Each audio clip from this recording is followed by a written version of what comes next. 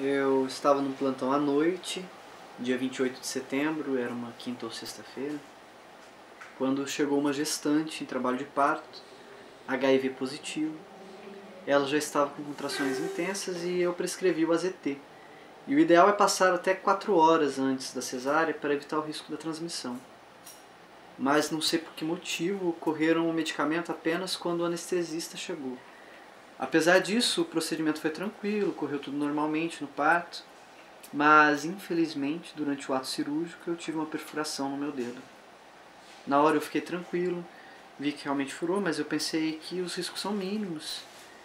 Inclusive nem dei muita moral, prossegui meu plantão normalmente e fiz a notificação do acidente. Mas não sei porquê, se eu tive uma reação psicoemocional anormal, mas eu passei a dar muita atenção para esse acidente. Logo no início já me deram uma parte da medicação para eu tomar e eu fiquei de pegar o restante no começo da semana. Comecei a ficar preocupado, depois aquilo veio na minha cabeça, era uma carga viral muito alta da paciente. E na segunda-feira eu procurei a CCIH da minha unidade e infelizmente estava fechada. Eu só fui ter acesso a qualquer pessoa da repartição na quarta-feira, isso porque eu comecei a ter uma reação emocional anormal. Dizem que eu surtei. Ou seja, fiquei 2 dias sem o medicamento e a gente sabe que para a eficácia da prevenção é melhor se o tratamento for contínuo. Eu comecei a ter efeitos colaterais, alterações gástricas, cólicas renais, que eu nunca tinha tido, um desconforto enorme. Passei por internação hospitalar e acho que as reações não foram nem tanto físicas, mas emocionais. Eu me senti muito desamparado. Ainda descobri que a medicação que me passaram não era a mais correta. Eu fiquei transtornado até pelos cuidados com a minha família, na intimidade do casal muda tudo. E por indicação dos meus colegas, diante do meu desespero, eu consegui ser atendido pela CCIH do HDT. E foi muito bem acolhido e recebido por toda a equipe. Eu senti que houve um despreparo, um descaso muito grande das pessoas que trabalhavam com isso na minha unidade. Não existia, como no HDT, uma equipe com apoio psicológico, por exemplo. Então eu consegui fazer o tratamento por 30 dias e graças a Deus fiz o primeiro exame e não deu nada. E, infelizmente, esse acidente teve uma repercussão negativa na minha vida profissional. Eu praticamente abandonei meu consultório, eu evito situações que me exponham a esse tipo de risco, estou fazendo um tratamento para fobia, com um medicamento que diminui a ansiedade, e estou mudando de campo. Eu acho que precisa de profissionais para isso, mas profissionais que tenham uma bagagem psicoemocional para lidar com esse tipo de situação. Tem pessoas que têm, eu não tive.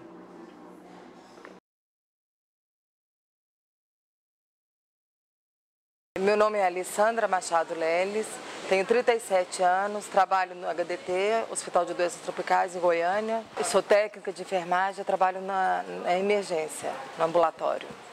Heloísa Modanês, técnica de enfermagem, trabalho na UTI. Meu nome é Terezinha dos Anjos Maurício, eu tenho 44 anos, sou técnica de enfermagem aqui. Meu nome é Luciliana Dias dos Santos, eu tenho 40 anos, sou técnica de enfermagem, trabalho na UTI.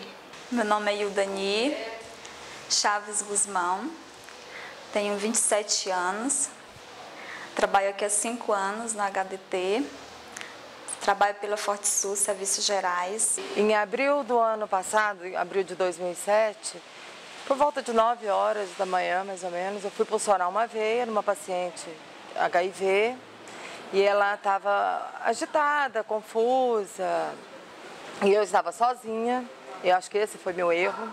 Aí ela puxou o braço, no que ela puxou, eu furei meu dedo com abacate. No dia do acidente,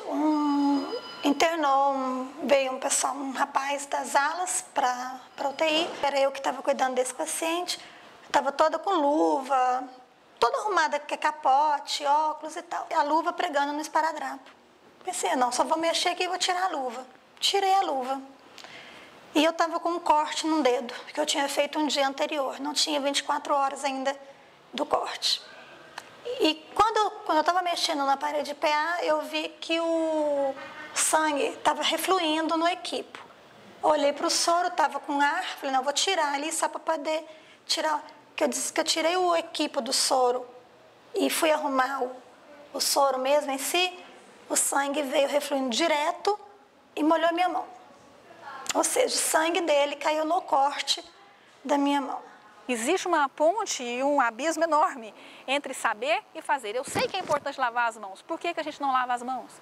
Eu sei que é importante eu usar meu EPI para fazer um procedimento. Por que não usou? Eu sei que é importante usar óculos para poder colher uma gasometria, que é uma punção arterial. Por que não usou? Na hora que funcionou, respingou sangue no olho. Estava sem óculos. Por que não? O acidente aconteceu 4 horas da manhã. Eu fui realizar um teste HGT. E após o exame, eu fiquei distraída. Foi assim, uma coisa de segundo, né? Eu fui reencapar a agulha. Aí quando eu vi, já estava enfiada no meu dedo polegar. As pessoas sabem do risco, mas elas convivem com o risco diariamente. Então a gente observa que às vezes esse risco fica banalizado e a pessoa vai perdendo a adesão às precauções padrão. Mais ou menos quase 10 anos de profissão, nunca tinha me acidentado. E de repente, próximo da hora de sair, quando eu olhei paciente sem punção venosa, paciente HIV positivo, eu fui puncionar na terceira punção, porque todas as vezes dele estavam abrindo. Na terceira punção a veia estourou. Estourou, eu retirei e no que eu levei a mão para colocar o mandril, eu espetei o dedo. O acidente ele representa para nós uma falência nas precauções. Eu estava fazendo a limpeza no laboratório. Lá tem a sala que chama expurgo, né? Onde todos os materiais contaminados, lâmina, agulha, aqueles potinhos, vai para lá. Aí de lá eles fazem desinfecção para poder pôr no lixo. Aí eu fazendo a limpeza lá, acho que alguém deixou cair uma lâmina no chão. E quando eu fiz a varredura eu não vi. Aí na hora que eu fui torcer o pano, né? Enxaguar e torcer, machucou minha mão, só que também não percebi. E no momento, uma pessoa lá do laboratório tinha caído, né? Aí quando eu fui tirar a luva para ir lá ajudar ela, que eu vi o sangue. Aí entrei em desespero na hora, né? Todo mundo fica desesperado quando isso acontece. Teve uma profissional que me marcou, entre várias, que chegou muito equilibrada. Sofreu um acidente na UTI, um acidente pérfuro-cortante. Ela chegava, ela já dizia, não, eu sei que o meu risco é de 0,3%, acidente pérfuro-cortante, se fosse de mucosa era 0,09%. E eu trouxe isso muito tranquila. A consulta inicial foi um show, tranquila. Nós tivemos um problema técnico. E essa profissional, no terceiro mês, quando a gente faz o controle de terceiro mês, ela veio com um exame falso positivo para HIV. Levei o tratamento de boa, as reações do remédio são horríveis, mas fui levando. No meio do tratamento, e fui fazendo meus exames, dando tudo negativo. No meio do tratamento, eu dei um falso negativo. Aí a estrutura que eu tinha caiu, sumiu, eu fui ficando nervosa, isso poderia causar o quê? Tô com AIDS, né? E você vai falar isso para filho, para marido, você não consegue. Fiquei assim uma semana, até que eu peguei o resultado, né? Chorei tanto no laboratório que eles me deram o resultado na minha mão e deu realmente negativo. Aí eu melhorei e continuei meu tratamento normal. Tivemos uma outra profissional que estava em amamentação. Eu não me lembro mais em qual mês, se era o 5º mês ou 7º mês de vida do neném. E que estava pensando em parar de aumentar, mas que teve que chegar em casa e falar, meu filho, hoje você não mama mais. Ele tinha mamado antes de eu sair de casa às 6h30 da manhã e não mamou mais. Eu tive que desmamar ele bruscamente. Eu tive que colocar esparadrapo no peito, porque ele ficou pedindo. Aí eu falava, não, mostrava pra ele o peito. Não, tá dodói o peito da mamãe. Aí ele vinha, punha o dedinho, puxava, não dava conta. Vinha, punha a boca, aí um amargo ele esquecia. Daí a pouco ele pedia de novo. E até o fim com a medicação, mesmo passando mal, eu fui, falei, eu tenho que ir, eu tenho que conseguir chegar até o final, porque eu tenho um neném. O neném tá com 10 meses. Tenho um filho para criar. Na hora que sofreu o acidente, a gente não vai reprimir, a gente não vai julgar, a gente não vai brigar, não é a hora, a gente vai acolher. É uma pessoa que já sofreu. E se eu estou pensando em punir, a pessoa já foi punida. Sabe? Ela já está se punindo, ela está sofrendo com isso. Que acidente ali, a gente tem que falar, não adianta. Né? Aquele medo assim, eu vou falar e depois eu vou ficar aqui como eu sempre me acidento. Não, você tem que falar para você poder ter uma noção do que aconteceu e se precisar, tomar o remédio. Por mais que você saiba que o risco é pequeno e tudo, você vive a experiência de ser um portador de HIV. A pessoa vivencia o preconceito social, ela vivencia o preconceito familiar. Não adianta falar que não muda. A gente sente com os olhos deles a doença, mesmo que a gente não tenha, mas a gente sente com os olhos deles. O serviço de psicologia do trabalho também está junto a nós também, desenvolve um trabalho de suporte. No mesmo dia que a pessoa é atendida pela psicóloga, ela é atendida pela médica infectologista também, né? Porque são situações que desgastam muito o funcionário, em função dos tipos de acidentes que podem acontecer aqui.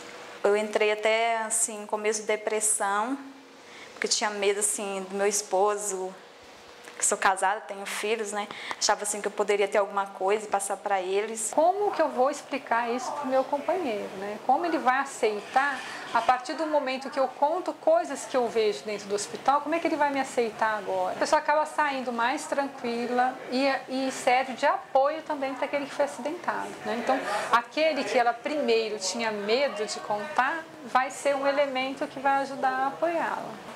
Quanto mais vínculo você tem com a pessoa, quanto mais ela lhe apoia, mais seguro você sente, melhora a sua autoestima, né? Você resolve fazer a adesão do tratamento mesmo, até em respeito àquele respeito que ele está lhe dando. Eu recebi muito apoio da minha família, do meu esposo. Ele me apoiou demais, me ajudou muito com o bebê. Foi uma pessoa maravilhosa, hora nenhuma.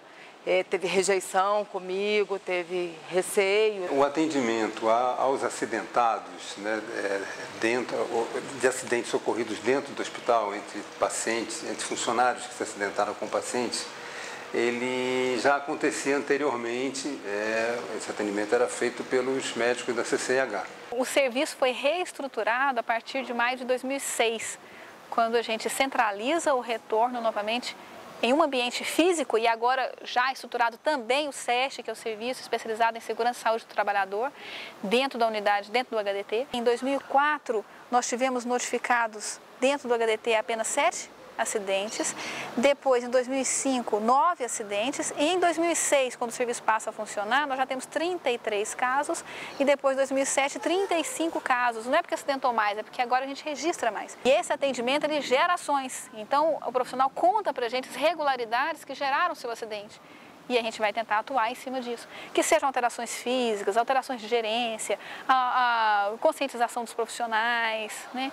O trabalho de capacitação. Então, tudo isso faz com que a gente olhe para a prevenção de uma maneira que um profissional infectologista isolado não conseguiria enxergar.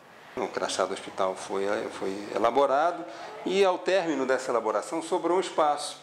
Aqui atrás não tinha nada. Teve a ideia de colocar atrás do crachá, no espaço vago, as normas as medidas de conduta, né, em frente a acidente com material biológico. Procedimentos para atendimento em acidentes com material biológico. Primeiramente, interromper o procedimento ou chamar o substituto. Lavar o local da exposição com água corrente, sabão ou soro fisiológico. Comunicar a chefia imediata. Dirigir-se imediatamente à emergência para atendimento médico. Registrar esse acidente e marcar o retorno no SEST, né, no Serviço de Segurança do Trabalho, o mais rápido possível. O crachá do profissional dentro do HDT, ele contém no verso o fluxograma. O que eu devo fazer se eu me acidentar? Peraí que eu esqueci. Não, pega o crachá e eu vejo. Nós temos muitas deficiências, né? A gente enxerga que o ambulatório tem muitas necessidades, desde o ambiente físico. Nós não temos um ambiente físico, é tudo emprestado, tudo arrumado. Mas a gente quer mostrar com essa campanha de que é possível fazer se você tem vontade. Como os nossos profissionais se sentiram muito acolhidos durante o acidente, isso começa a ser visto por outras unidades.